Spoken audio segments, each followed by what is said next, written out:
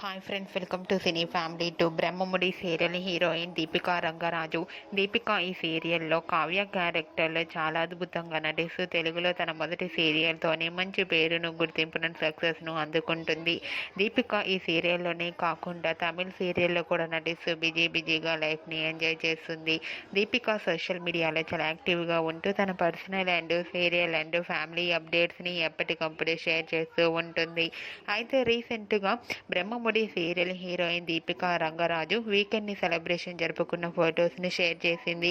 ఆ ఫొటోస్లో దీపిక బీచ్లో చాలా హ్యాపీగా సరదాగా ఎంజాయ్ చేస్తూ కనిపించింది. ఆ ఫొటో చూసిన వారంతా క్యూట్ అండ్ లవ్లీ ఏంజల్ అంటూ కామెంట్స్ పెడుతున్నారు.